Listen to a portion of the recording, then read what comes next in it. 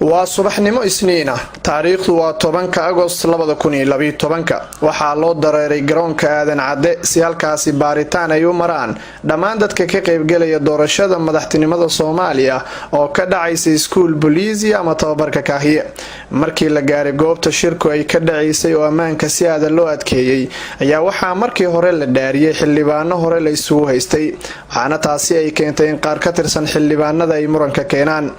doorashadii ayaa bilaabatay oo waxaa ku tartamaya 25 musharax laakiin daqiiqado uun marka ay ka dhinay doorashada waxaa musharaxnimada ka tanaasulay 3 musharax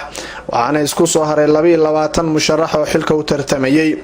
doorashadii ayaa bilaabatay oo sanduuq aad u yar ayaa waraaqadihii codbixinta lagu gurayay oo waxaa dhacday riyo Soomaali ay ku taamayeen ilaa 42 sano markii ugu horeysay doorasho xalaal inay ka dhacdo magaalada Muqdisho wareegii hore ee doorashada waxay ahayd mid fajac keentay oo waxaa haray musharaxiin la filan karay inay gudbi karaan Sheekh Shariif Sheekh Ahmed waxa uu helay 64 cod Xasan Sheekh Maxamuud waxa uu helay 60 cod Cabdiweli Maxamed Gaas waxa uu helay 30 cod Cabdiqaadir Cali Cosoble waxa uu helay 27 cod Cabdullaahi Axmed Cadow waxa uu helay 23 cod Cabdullaahi Macalin Baadiyowna waxa uu helay 21 cod sidaa daraadeed waxa wareegii labaad u soo gudbay 4 musharax ee ugu codka badnaa waana Sheekh Shariif Sheekh Ahmed Xasan Sheekh Maxamuud Cabdiweli Gaas iyo Cabdiqaadir Cosoble dadka daalaya ka muuqda oo maalin dhan ayaa kuraasta lagu fadhiyay laakiin waray ku farxeen ayaa yimid oo ah in Cabdiweli Gaas iyo Cabdiqaadir Cosoble ay xilka ka tanaasuleen sida daraadeedna loo gudbay wareegii ugu dambeeyay oo waqtigii waa soo yaraaday Sheekh Shariif Sheekh Ahmed iyo Xasan Sheekh Maxamuud ayaana isku soo haray codadkii ayaa la codeeyay tirintii ayaa bilaabatay oo waxaa dhacday in madaxweyne cusub oo ku noolaa guri ku yaala xarunta xisbiga BDB agagaarka eelboorka inuu ku guuleysto xilka ugu sareeya Soomaaliya oo waxa uu helay codad gaaraya 190 cod halka Sheekh Shariif uu helay codad gaaraya 79 cod Soomaaliya wakuka madaxweyne cusub waad heshay gudoomiye baarlamaan iyo gole baarlamaan waad haysaa kumeel gaar waad ka baxday oo horumar ayaad filaysaa mardhow Sheekh Shariif Sheekh Ahmed madaxweynihii hore ee Soomaaliya ayaa hadal aad u qurux badan halka ka jeediyay dhammaan dadkii halka joogay iyo kuwii daawanayna waa ay la dhaceen mudanayaal iyo marwooyin waxaan rabaa inaan ugu hambalweeyo walaalkay Xasan Sheekh Maxamuud madaxweynaha dawladda federaalka jamhuuriyadda Soomaaliya guusha halkan laga gaaray oo ka gaaray waxaan rabaa inaan cadeeyo natiijada doorashada inaan u hoggaansanahay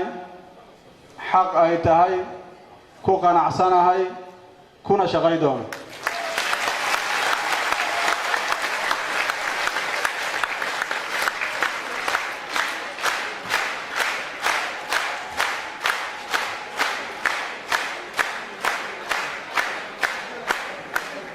wax ka wanaagsan ma jiraan qofku inuu tartamo haddii uu guuleystana dadka uu hogaamiyo haddii laga guuleystana shacabkiisa uu iska dhex fariisto wax ka fiican ma jiraan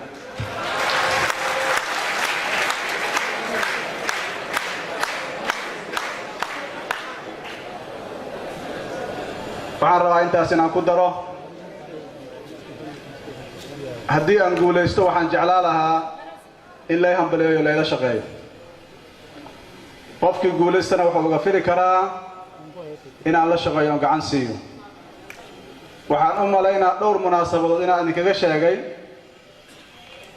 haddii laga guuleysto inaan la shaqeyn doono dawladda ballantii waa halkeedii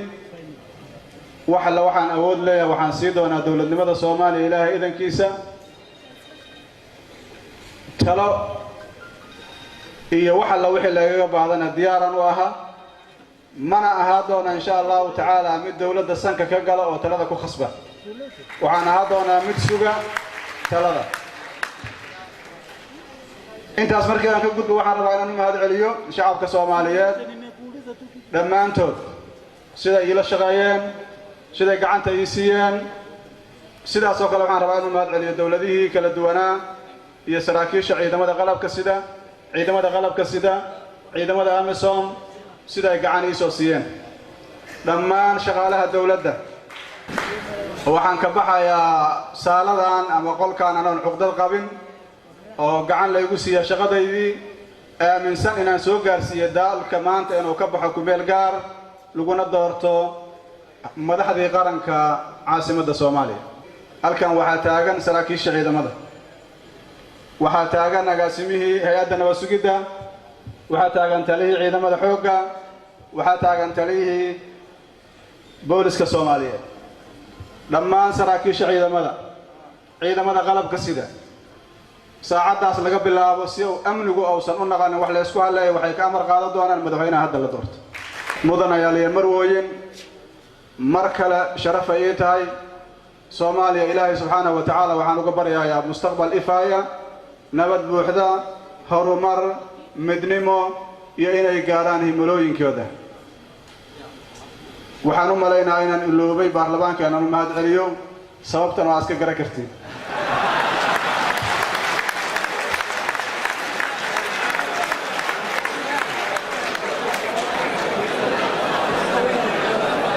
halmaan hadal kuma jiro waa mahadsanyihiin baarlamaanka sharafta leh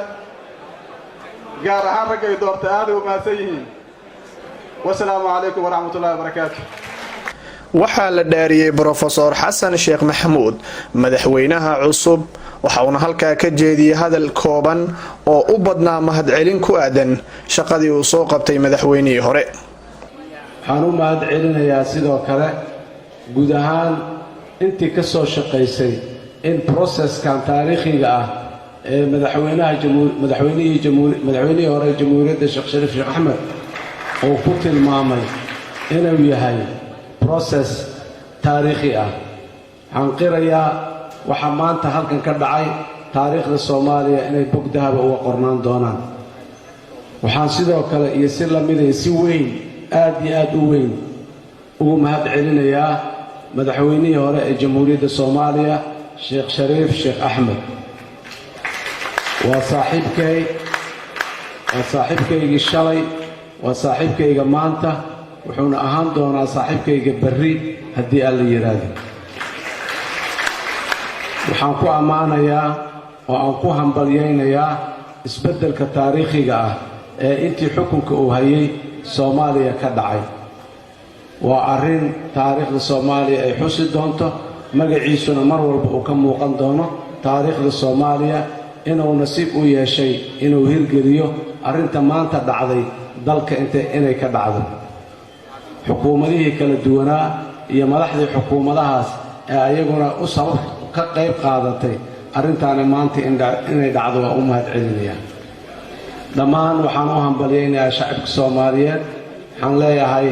waad ka timaadeen waddadii dhibka badnayd waddo toosan ayaad haatan agta saarteen inta ka dhiman sii wada waxaana shacbiga Soomaaliyeed aan weydiisanayaa gacantooda hagar la'aaneed si dalkeenna dawlad gebigiis ka hana qaada ay uga dhaqan gasho Soomaaliyana ay ku soo noqoto beeshii caalamka ahayd oo maanta bilaabatay waxaan aad iyo aad u rajaynayaa duruufihii dhibka badnaay iyo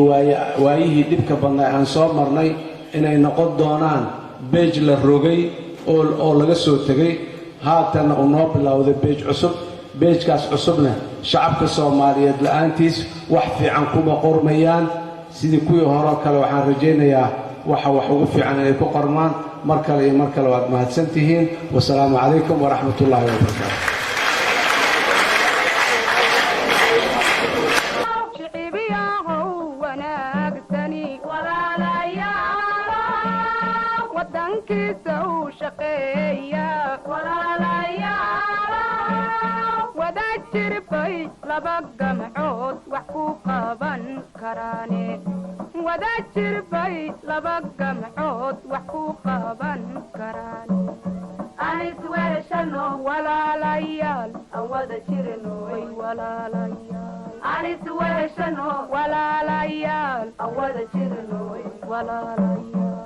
waa subaxnimo talaada ah brofesor xasan sheekh maxamuud waxa uu yahay madaxweynaha Soomaaliya 4 sano ee soo socota waxa uuna geli jawi la tashi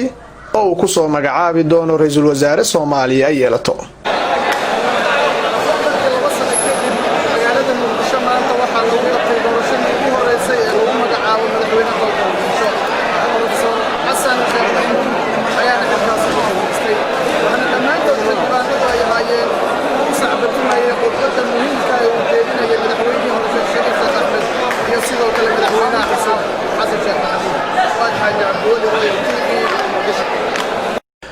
waa subaxnimo isniina taariikhdu waa 10 Agost 2012 waxaa loo dareeray garoonka aadan cadde si halkaasi baaritaan ay u maraan dhammaan dadka ka qaybgalaya doorashada madaxtinimada Soomaaliya oo ka dhacaysay iskuul booliisi ama tababarka kaahiye markii la gaaray goobta shirku ay ka dhacaysay oo ammaanka si aad loo adkeeyay ayaa waxaa markii hore la dhaariyay xildhibaano hore la isugu haystay waxaana taasi ay keentay in qaar ka tirsan xildhibaanada ay muranka keenaan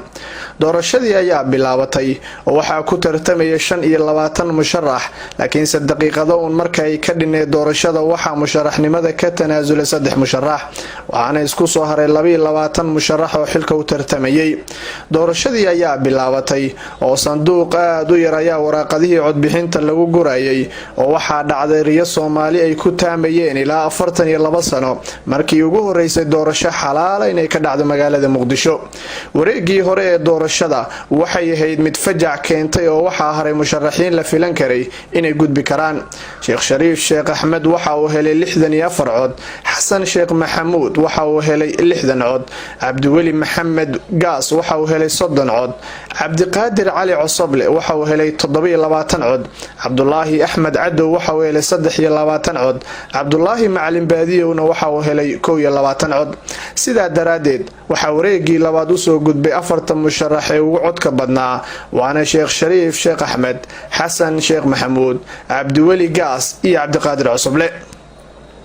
dadka daalaya ka muuqda oo maalin dhan ayaa kuraasta lagu fadhiyay laakiin waray ku farxeen ayaa yimid oo ah in Cabdiweli Gaas iyo Cabdiqaadir Cosoble ay xilka ka tanaasuleen sida daraadeedna loo gudbay wareegii ugu dambeeyay oo waqtigii waa u soo yaraaday Sheekh Shariif Sheekh Axmed iyo Xasan Sheekh Maxamuud ayaana isku soo haray codadkii ayaa la codeeyay tirintii ayaa bilaabatay oo waxaa dhacday in madaxweyne cusub oo ku noolaa guri ku yaala xarunta xisbiga PDP agagaarka eelboorka inuu ku guuleysto xilka ugu sareeya Soomaaliya oo waxa uu helay codad gaaraya 190 cod halka Sheekh Shariif uu helay codad gaaraya 79 cod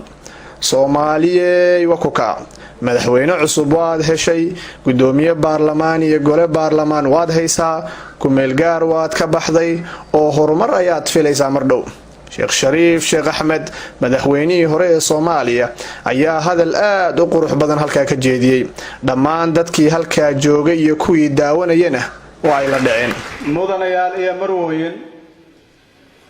waxaan rabaa inaan ugu hambalweeyo walaalkay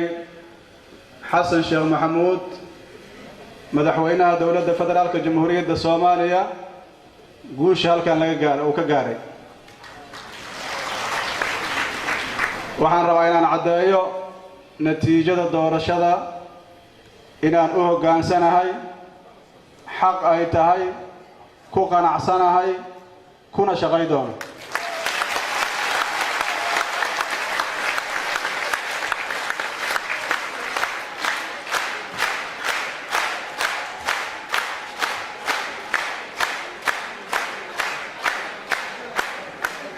wax ka wanaagsan ma jiraan qofku inuu tartamo haddii uu guuleystana dadka uu hogaamiyo haddii laga guuleystana shacabkiisa uu iska dhex fariisto wax ka fiican ma jiraan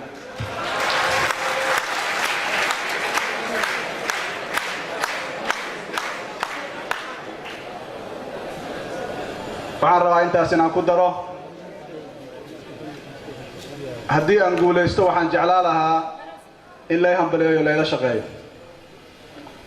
qofkii guuleystana wuxuu uga firi karaa inaan la shaqeeyo gacan siiyo waxaan u maleynaa dhowr munaasabadood inaan idinkaga sheegay haddii laga guuleysto inaan la shaqeyn doono dawladda ballantii waa halkeedii وحلا وحن أود لي وحن سيدنا دولة نمط الصومالي إله إذن كيسا تلو هي وحلا وحلا بعضنا ديارا وها منع هذا إن شاء الله تعالى من دولة السنك كجلا وتلذا كخصبة وعن هذا من سوق تلذا أنت أسمع كذا كقول وحنا ربعنا من هذا اليوم شعب كصوماليات لما أنتم سيدا إلى الشغايين سيدا قعنت يسيان سيدا سوق لو حنا ربعنا من هذا اليوم دولة ذي كلا دوانا هي سراكيش عيدما غلب كسيدا عيدما غلب كسيدا عيدما أمسهم سيدا قعني سوسيان لما شغالها الدولة ده وحن كبحها يا سالدان أما قول كان أنا العقد القابل oo gacan la igu siiya shaqadaydii aaminsan inaan soo gaarsiiyo daalka maanta inuu ka baxo kumeel gaar laguna doorto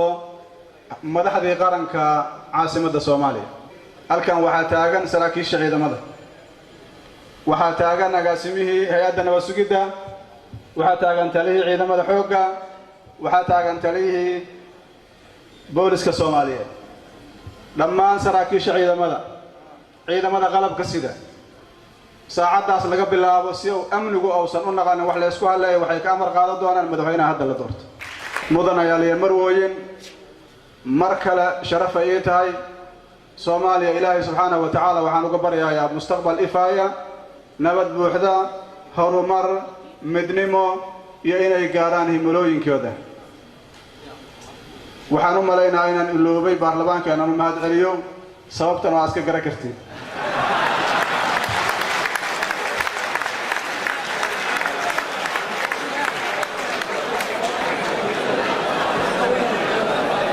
halmaan hadal kuma jiro waa maasayiin baarlamaanka sharafta leh gaar ahaan ragay doortay aad u maasayiin wassalaamu calaykum waraxmatullaahi wabarakaatuh waxaa la dhaariyay Professor Xasan Sheekh Maxamuud madaxweynaha cusub waxa uu halka ka jeediyay hadal kooban oo u badnaa mahadcelin ku aadan shaqadii uu soo qabtay madaxweynihii hore waxaan u mahadcelinayaa sidoo kale guud ahaan intii ka soo shaqaysay in processkan taariikhiga ah ee madaxweynihii hore jamhuuriyadda Sheekh Shariif Sheekh Axmed oo ku tilmaamay inuu yahay process taariikhi ah waxaan qirayaa waxa maanta halkan ka dhacay taariikhda Soomaaliya inay bog dahab uga qornaan doonaan waxaan sidoo kale iyo si la mid ah si weyn aad iyo aad u weyn ugu mahadcelinayaa madaxweynihii hore ee jamhuuriyadda Soomaaliya Sheekh Shariif Sheekh Axmed وصاحبكي shalay وصاحبكي maanta wuxuuna ahaan doonaa saaxiibkayga berri haddii alla yiraahdo waxaan ku amaanayaa oo aan ku hambalyaynayaa isbeddelka taariikhiga ah ee intii xukunka uu hayay Soomaaliya ka dhacay waa arrin taariikhda Soomaaliya ay xusi doonto magaciisuna mar walba uu ka muuqan doono taariikhda Soomaaliya inuu nasiib u yeeshay inuu hirgeliyo arrinta maanta dhacday dalka inay ka dhacdo xukuumadihii kala duwanaa iyo madaxdii xukuumadahaas ee ayaguna u sabab ka qayb qaadatay arrintaana maanta inay dhacdo waa u mahadcelinayaa dhammaan waxaan u hambalyaynayaa shacabka Soomaaliyeed waxaan leeyahay waad ka timaadeen waddadii dhibka badnayd waddo toosan ayaad haatan agta saarteen inta ka dhiman sii wada waxaana shacbiga Soomaaliyeed aan weydiisanayaa gacantooda hagar la'aaneed si dalkeenna dawlad gebigiis ka hana qaada ay uga dhaqan gasho Soomaaliyana ay ku soo noqoto beeshii caalamka ahayd oo maanta bilaabatay waxaan aad iyo aad u rajaynayaa duruufihii dhibka badnaay iyo waayihii dhibka badnaay aan soo marnay inay noqon doonaan beej la rogay oo laga soo tegay haatan uu noo bilowday beej cusub beejkaas cusubna shacabka Soomaaliyeed la'aantiis wax fiican kuma qormayaan sidii kuwii hore kale waxaan rajaynayaa waxa wax ugu fiican ay ku qormaan mar kale iyo mar kale waad mahadsantihiin wassalaamu calaykum waraxmatullaahi wabarakaatuh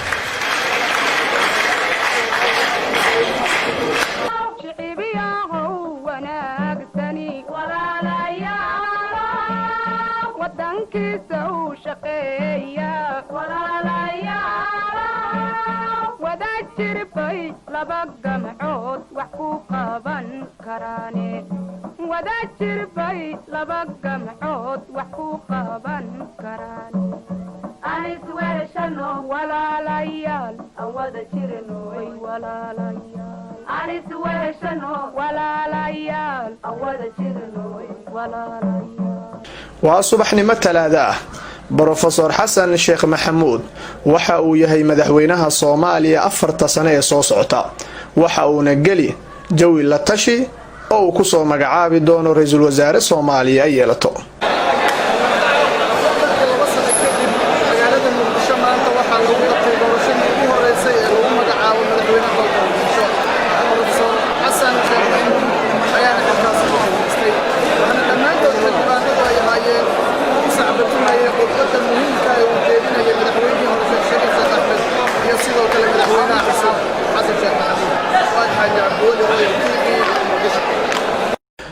waa subaxnimo isniina taariikhdu waa 10 Agost 2012 waxaa loo dareeray garoonka aadan cadde si halkaasi baaritaan ay u maraan dhammaan dadka ka qaybgalaya doorashada madaxtinimada Soomaaliya oo ka dhacaysay iskuul booliisi ama tababarka kaahiye markii la gaaray goobta shirku ay ka dhacaysay oo ammaanka si aad loo adkeeyay ayaa waxaa markii hore la dhaariyay xildhibaano hore la isugu haystay waxaana taasi ay keentay in qaar ka tirsan xildhibaanada ay muranka keenaan doorashadii ayaa bilaabatay oo waxaa ku tartamaya 25 musharax laakiin daqiiqado uun marka ay ka dhinay doorashada waxa musharaxnimada ka tanaasulay 3 musharax waxaana isku soo haray 22 musharax oo xilka u tartamayay doorashadii ayaa bilaabatay oo sanduuq aad u yar ayaa waraaqadihii codbixinta lagu gurayay oo waxaa dhacday riyo Soomaali ay ku taamayeen ilaa 42 sano markii ugu horeysay doorasho xalaal inay ka dhacdo magaalada Muqdisho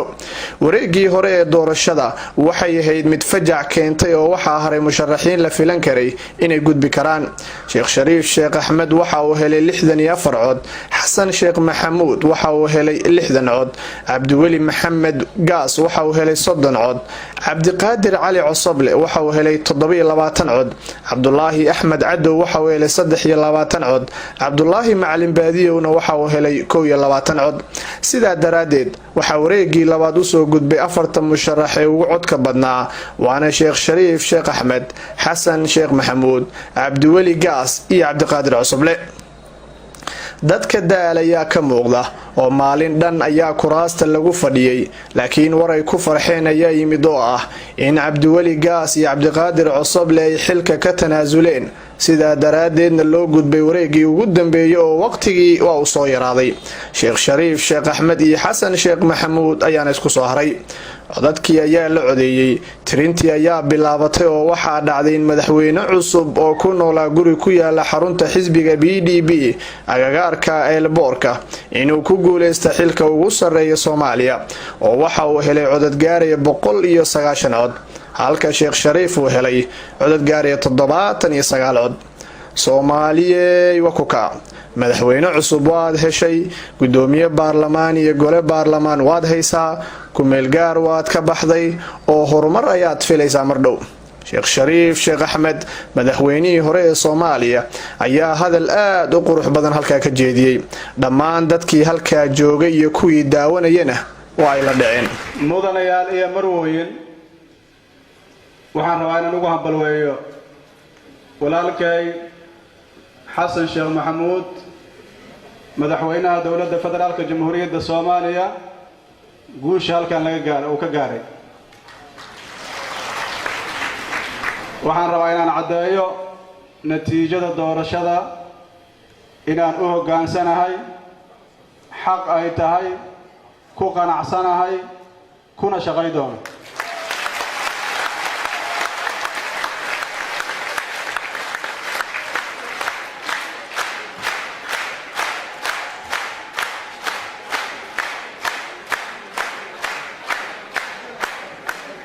wax ka wanaagsan ma jiraan qofku inuu tartamo haddii uu guuleystana dadka uu hogaamiyo haddii laga guuleystana shacabkiisa uu iska dhex fariisto wax ka fiican ma jiraan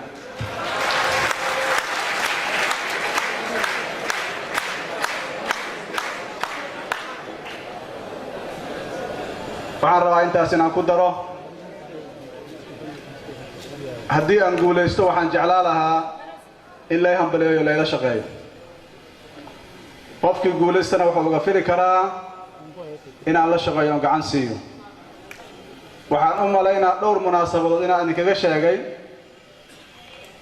haddii laga guulaysto inaan la shaqayn doono dawladda ballantii waa halkeedii waxalla waxaan awood leeyahay waxaan sii doonaa dawladnimada Soomaaliya ilaahay idankiisa talo iyo waxalla wixii lagaga baahdana diyaaran u ahaa mana ahaa doona insha Allah ta'ala mid dawladda sanka ka gala oo talada ku khasba waxaan ahaa doonaa mid suga talada intaas markii aan ka gudbo waxaan rabaa inaan mahad celiyo shacabka Soomaaliyeed dhammaantood sida ila shaqeeyeen sida gacanta ay siiyeen sidaas oo kale waxaan rabaa inaan mahad celiyo dawladihii kala duwanaa iyo saraakiisha ciidamada qalabka sida ciidamada AMISOM sida ay gacan ii soo siiyeen dhammaan shaqaalaha dawladda waxaan ka baxayaa saaladan ama qolkaan aan xuquuqdad qabin oo gacan laygu siiya shaqadaydii aaminsan inaan soo gaarsiiyo daalka maanta inuu ka baxo ku meel gaar laguna doorto madaxdii qaranka caasimadda Soomaaliya halkan waxaa taagan saraakiisha ciidamada waxaa taagan agaasimihii hay'adda nabad sugidda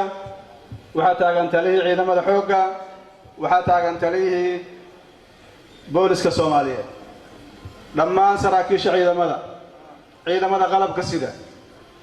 saacadaas laga bilaabo si uu amnigu uusan u naqanin wax la isku haleeyo waxay ka amar qaadan doonaan madaxweynaha hadda la doorto mudan ayaa marwooyin mar kale sharaf ay tahay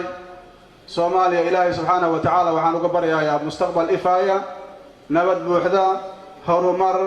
midnimo iyo inay gaaraan himilooyinkooda waxaan u maleynayaa inaan iloobay baarlamaanka inaan u mahad celiyo sababtan waa iska gara kartay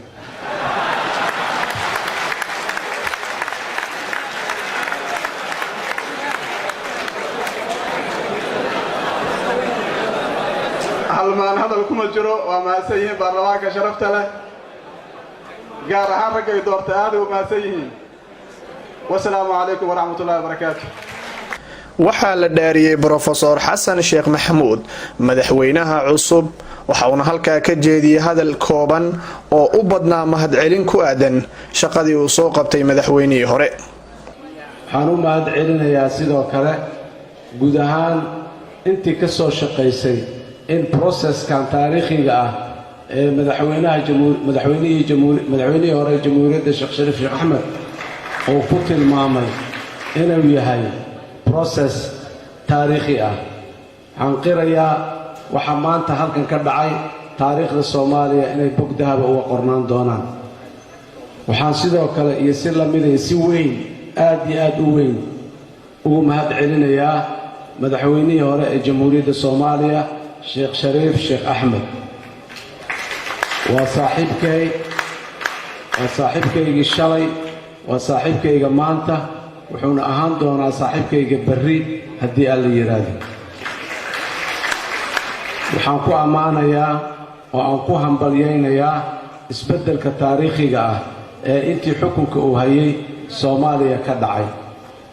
waa arrin taariikhda Soomaaliya ay xusi doonto magaciisuna mar walba uu ka muuqan doono taariikhda Soomaaliya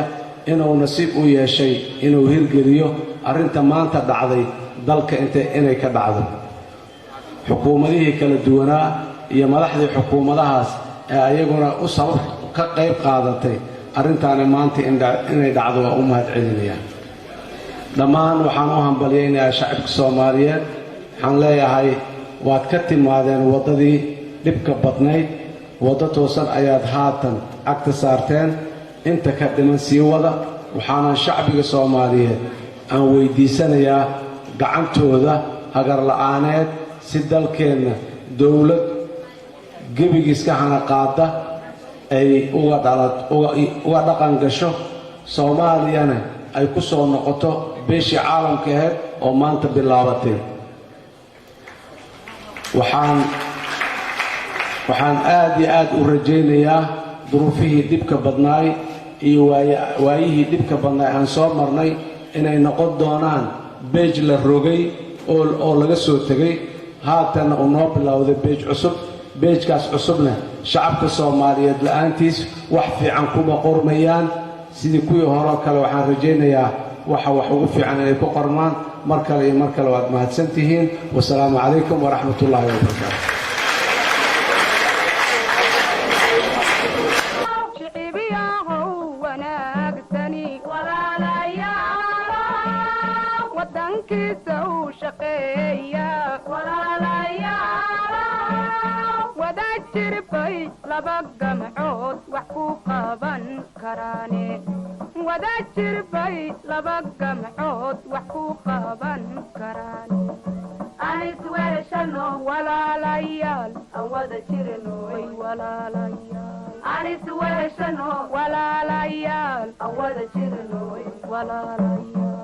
waa subaxnimo talaada ah Professor Xasan Sheekh Maxamuud waxa uu yahay madaxweynaha Soomaaliya 4 sano ee soo socota waxa uuna gali jawi la tashi oo ku soo magacaabi doono ra'iisul wasaare Soomaaliya ay yeelato